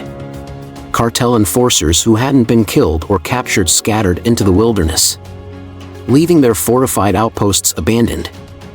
Jonathan Matthews stood in the center of a cleared cartel safe house, his rifle slung over his shoulder. Dust and smoke hung in the air, and the acrid scent of gunpowder lingered on his jacket. Agent Monroe approached him, her face streaked with dirt and sweat. "We did it, John. The cartel's operations here are done." John nodded but didn't smile. "We might have broken their back, but the head of the snake is still out there. Havoc isn't done yet." At that moment, John's radio crackled to life, and a panicked voice came through. "Command. This is Bravo Team. Havoc's taken Maggie Keller hostage. Repeat. Maggie Keller has been taken. He's rigged a building with explosives, and he's threatening to blow it sky high." The air seemed to freeze as John and Monroe locked eyes. "Where?" John barked into the radio. The voice came back shaky but clear. "An old office building near the edge of town. We're setting up a perimeter, but he's not letting anyone near." John clenched his fists, his jaw tight with fury. "This isn't over yet," he said through gritted teeth. The assault on the cartel had succeeded, but the final battle for Hollowbrook and Maggie Keller had just begun. The sun dipped low over Hollowbrook, casting long shadows across the fractured town. Smoke still curled from distant cartel outposts, and the scent of ash lingered in the air. Victory over the cartel should have felt triumphant, but Jonathan "Iron John" Matthews couldn't shake the weight pressing on his chest. Havoc wasn't finished, and now Maggie Keller was in his hands. The radio call replayed over and over in John's mind. "Maggie Keller has been taken. He's rigged a building with explosives, and he's threatening to blow it sky high." John stood with Chief Frank Robbins and Agent Sarah Monroe in the middle of the hastily assembled perimeter near an old, crumbling office building on the edge of town. The structure loomed in the fading light, its broken windows like jagged teeth. Somewhere inside, Peggy was being held captive, "How long has he been in there?" John asked, his voice tight. Robbins checked his watch. "About 40 minutes. No communication since the initial contact. He's not picking up the radio." Agent Monroe adjusted her earpiece. "Our bomb team's analyzing the layout. Havoc's rigged the place with enough explosives to level half a block. Any misstep could set it all off." John's fists clenched at his sides. "That building doesn't come down with Peggy inside." From inside the office building, Havoc paced the dusty floor of what had once been an executive suite. His leather jacket hung loose over his shoulders, the serpent and dagger emblem scuffed and worn. In one hand, he clutched a detonator, in the other, a battered revolver. Peggy Keller sat in a chair nearby, her hands bound but her posture straight. Her calm, steady gaze cut through Havoc's erratic movements. "You think you've won, don't you?" Havoc sneered, his voice cracking under the weight of exhaustion and fury. "You and your precious legion, your little war heroes, strutting around like you own this town. But I'm still here, Peggy. And as long as I'm here, I'm the one calling the shots." Peggy's voice was soft but firm. "You've already lost, Havoc. Look around you. Your men are scattered. Your cartel allies are gone. And the people of Hollowbrook are standing up to you. All you have left is this room, this detonator, and your anger." Havoc's lip curled, and he pointed the revolver at her. "Shut up." But Peggy didn't flinch. Her steel blue eyes locked onto his. "This doesn't end with you walking out of here, Havoc. But it can end with you making one decent choice before it's all over." Outside, John paced along the police tape, his eyes flicking to the building's upper floors. The bomb squad had deployed drones to assess the situation, but the explosives were crude and unpredictable. Any forced entry would risk triggering them. "He's unstable," Monroe said quietly. "The more we pressure him, the more likely he is to push that button." John's radio crackled to life. It was Eddie, one of the Legion scouts. "Commander, we've got movement. A side entrance.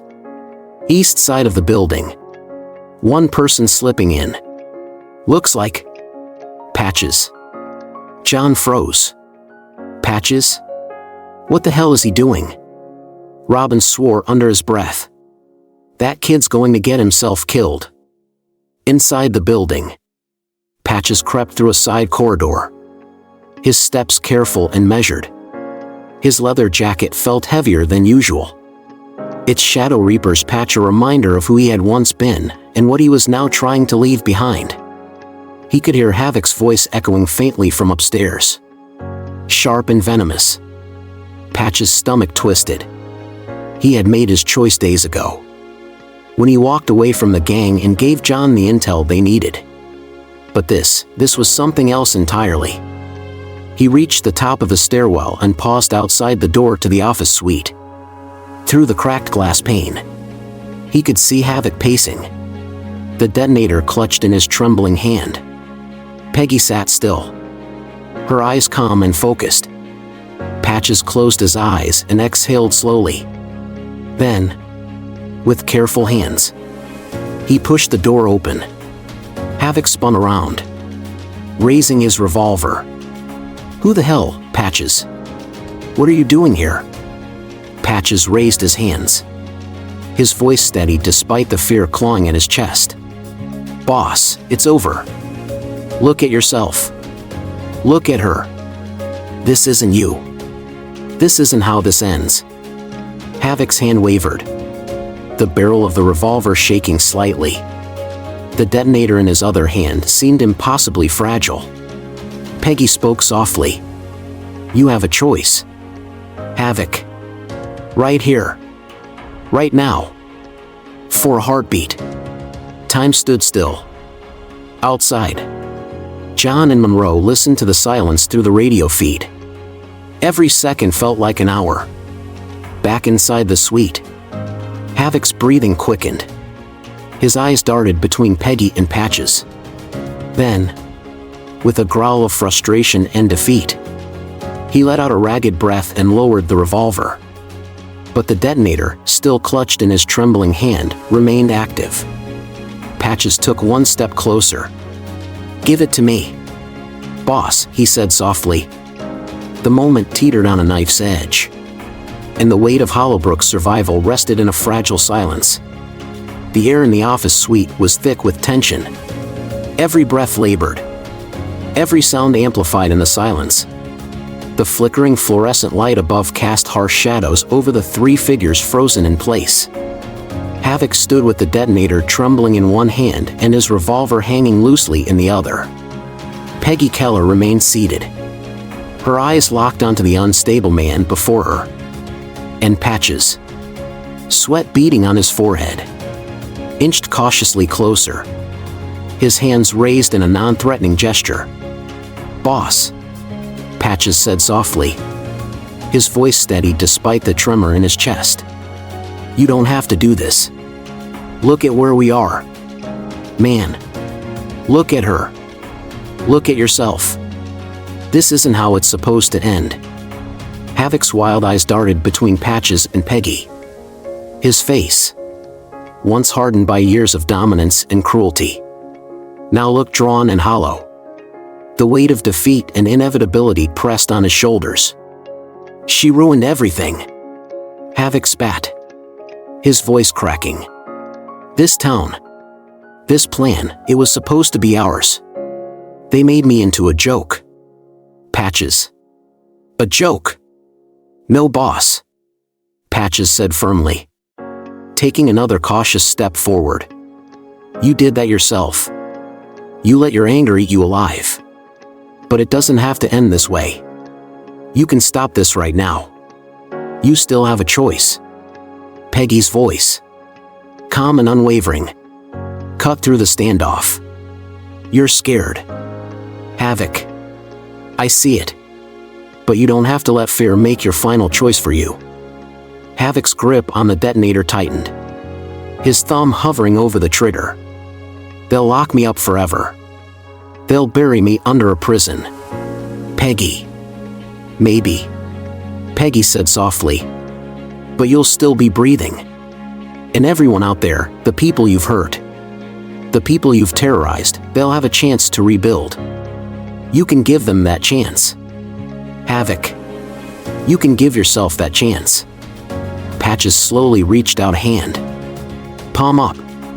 His voice wavered slightly, but his eyes stayed locked on Havoc's. "Let me take it, boss. Let me take the detonator. End this before it's too late." For what felt like an eternity, Havoc stood frozen, his body trembling, his chest heaved with ragged breaths, his teeth clenched so tightly it seemed they might shatter. Outside, sirens wailed faintly, and spotlights illuminated the cracked windows. Finally, Havoc exhaled a shuddering breath. His hand slowly, hesitantly, extended toward Patches. The detonator trembled in his grip before it was finally placed in Patches' outstretched palm. Patches closed his hand around the device, his breath catching in his throat. With deliberate care, he flipped the safety latch on the detonator and handed it back to Peggy, who nodded at him with quiet gratitude. The revolver slipped from Havoc's other hand and clattered to the floor. The sound seemed to break the spell over the room. Outside, Iron John's voice crackled over the radio strapped to Patch's chest. "Status. What's the status in there?" Patches raised the radio to his mouth, his voice tight but clear. "It's over, John. We've got the detonator." Havoc's disarmed.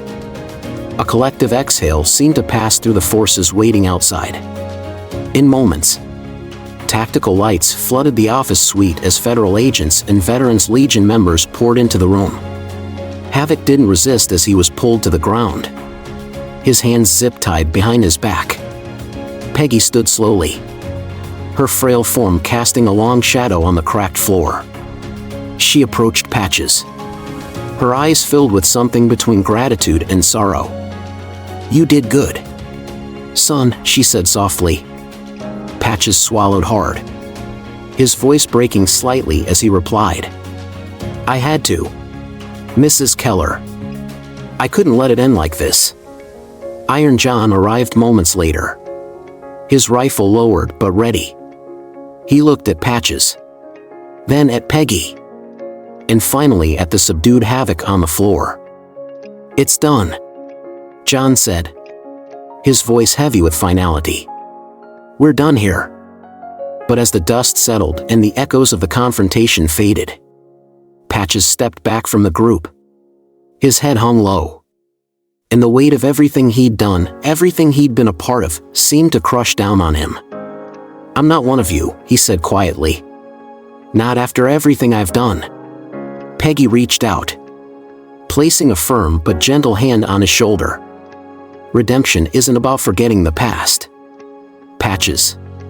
It's about choosing to be better from here on out." Tears welled in Patches' eyes, but he nodded.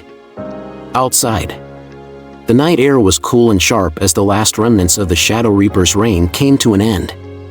For the first time in years, Hollowbrook felt like it could breathe again. And Patches, though still carrying the weight of his past, had finally taken his first step toward something better. The first rays of dawn crept over Hollowbrook, painting the sky in hues of orange and pink. Smoke still lingered in the air from the chaos of the night before, but the fires were out. The sounds of gunfire and shouting had faded into the distance, replaced now by a heavy silence, one filled with exhaustion, relief, and the faint hum of possibility.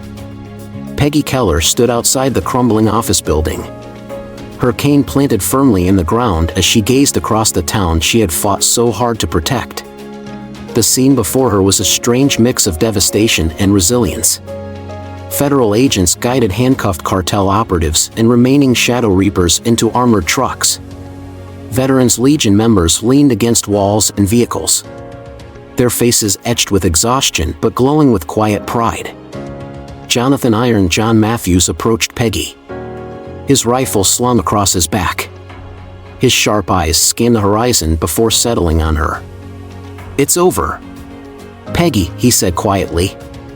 Peggy nodded slowly, her voice soft but steady. "It's over for now, John. But rebuilding, that's the real fight. And it's going to take all of us." Nearby, Chief Frank Robbins coordinated with his officers, ensuring civilians were accounted for and directing emergency services to areas in need. His face was lined with exhaustion, but his shoulders carried the weight of a man who had seen a storm pass and lived to tell the tale. Patches stood off to the side, leaning against his motorcycle. His leather jacket, now stripped of the Shadow Reaper's emblem, hung loosely around his shoulders. His face was shadowed with guilt and relief, his hands trembling slightly as he stared down at the cracked pavement. Peggy turned her attention to him and began to walk over, her cane tapping softly against the ground. When she reached him, she paused, her sharp blue eyes studying his downcast face. "You did something brave back there, Patches," she said gently. Patches shook his head, his voice breaking as he spoke. "I waited too long, Mrs. Keller. People died because of me. I can't wash that off." Peggy's voice softened further. "We all carry our past, son. But it's what we do next that matters. You've got a choice now, to let your guilt eat you alive or to use it to build something better." Patches looked up at her, his eyes glassy with unshed tears. He gave a faint nod. "I think it's time for me to go, ma'am. I need to figure out who I am without all of this." Peggy reached out and squeezed his shoulder. "Wherever you go, remember this: redemption isn't a destination. It's a journey. And you've already taken the hardest step." Patches gave her a faint smile, wiped his face with the back of his hand, and climbed onto his motorcycle. The engine roared to life, and with one final glance back at Peggy and the town of Hollowbrook, he rode away into the horizon. Nearby, Agent Sarah Monroe approached John and Peggy, her tactical vest slung over one shoulder. "We'll finish processing the cartel operatives and the remaining Shadow Reapers. With Havoc in custody, their leadership is finished." John nodded. "And Hollowbrook?" Monroe's face softened slightly. "The town is going to need time and resources. But what you've done here, it's remarkable. People will remember this place as a symbol of resilience." Peggy glanced at John, and for a brief moment, they allowed themselves a shared look of quiet victory. By mid-morning, the emergency response teams had transitioned from crisis management to recovery. Volunteers swept debris from the streets. Business owners began assessing damage to their properties, and families emerged from shelters to face the new day. Flags were raised over Town Hall and the fire station, and a battered but still standing community center became the focal point for aid distribution. John stood near the edge of Main Street, watching as people worked together to start the long process of rebuilding. "We'll be okay," Peggy said softly beside him. John let out a long breath, nodding. "Yeah, we will. But it's going to take time." Peggy looked out across the town, her eyes lingering on the faces of families reunited and volunteers lending their hands. Hollowbrook isn't just a place, John. It's the people. And the people here, they're stronger than any storm that comes their way. As the sun climbed higher into the sky, Hollowbrook seemed to exhale. The scars of the battle would remain for years to come. But so too would the stories of courage, sacrifice, and hope. Peggy turned back toward the crowd and began walking slowly down Main Street, her cane tapping rhythmically against the pavement. John followed close behind, the two of them walking side by side as the heart of Hollowbrook began to beat once more. A new day had come, and with it, a chance to start again. The first light of dawn bathed Hollowbrook in hues of gold and amber, illuminating a town that was scarred but unbroken. The smoke had cleared, and though the remnants of destruction still lingered in the form of charred buildings and shattered glass, life had begun to stir again. The people of Hollowbrook moved through the streets with determination, cleaning, rebuilding, and reconnecting. Peggy Keller walked slowly through the town square, her cane tapping softly against the cobblestones. Her presence had become a symbol of resilience, her steady figure a reminder of the courage it took to stand firm against chaos. Volunteers greeted her with warm smiles and respectful nods as they worked tirelessly to clear debris and repaint storefronts. At the heart of these efforts was the Veterans Legion, now transformed into a formal community organization. Under Jonathan Iron John Matthews' leadership, the Legion had shifted its focus from defense to restoration. No longer just a shield against violence, the Legion had become a force for healing. They organized food drives, oversaw cleanup projects, and established a network of support for those who had lost their homes and livelihoods. Peggy and John worked side by side, meeting with town officials, speaking at community gatherings, and ensuring that no corner of Hollowbrook was left behind in the recovery process. The Veterans Legion opened new doors, offering job training, counseling services, and mentorship programs to help the community rebuild not just its infrastructure but its spirit. One of the most surprising developments came in the form of former Shadow Reapers stepping forward to join the effort, led by Patches, who had chosen to stay behind after the final confrontation. These former gang members became an unlikely but essential part of Hollowbrook's revival. With sleeves rolled up and tools in hand, they helped repair roofs, rebuild walls, and clear away rubble. Patches himself became a bridge between his old life and his new purpose. showing the people of Hollowbrook that redemption was not just possible but real. At first, there was hesitation from the townsfolk. Old wounds were still raw, and forgiveness wasn't easy to give. But as days turned into weeks and weeks into months, trust began to grow. Patches and his team worked tirelessly, their actions speaking louder than words ever could. Slowly, the invisible walls of fear and mistrust began to crumble. In time, Hollowbrook transformed. The main streets, once littered with broken glass and graffiti, now bustled with reopened businesses and families enjoying simple pleasures, ice cream on a warm afternoon, children playing in the park, and couples walking hand in hand under the glow of streetlights. The Veterans Legion building became more than just a headquarters, it became a community center.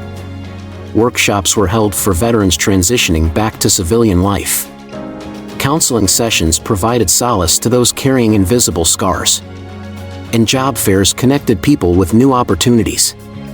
Peggy often visited the Legion building, chatting with volunteers, checking on the progress of various programs, and offering her wisdom to anyone who needed it. Her presence was a quiet but powerful reminder of what could be achieved when courage met compassion.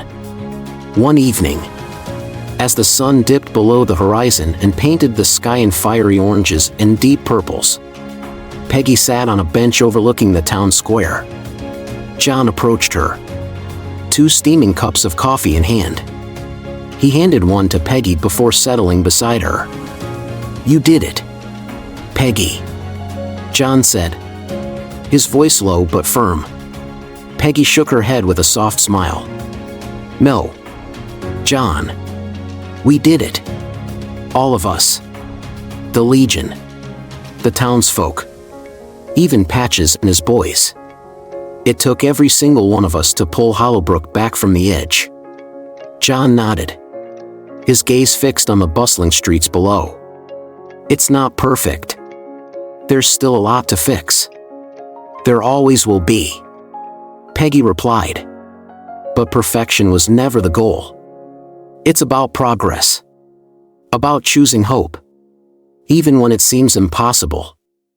The two sat in silence for a while, the hum of life filling the air around them. Months later, a community celebration filled Hollowbrook's town square. Banners fluttered in the gentle breeze. Children laughed and played, and the smell of fresh food wafted through the air. On the stage at the center of it all, Peggy stood with John and Patches beside her.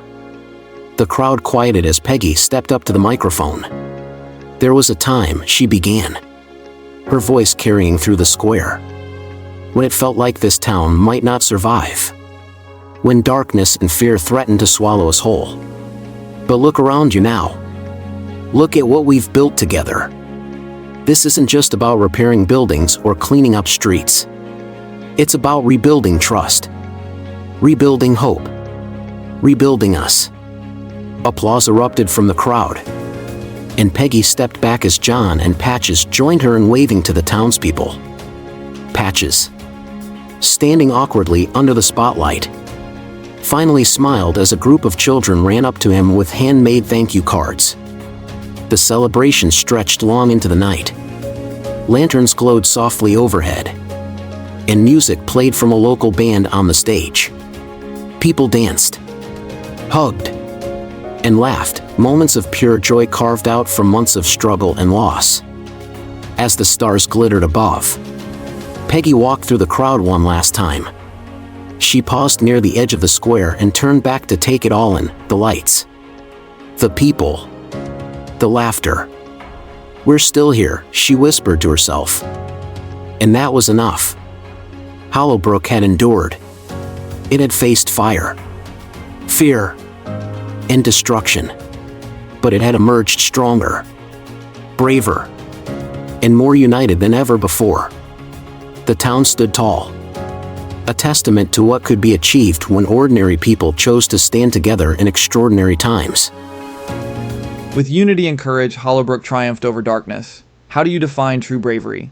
Share your thoughts in the comments. We'd love to hear your perspective. Thanks for watching, and we'll see you in the next video.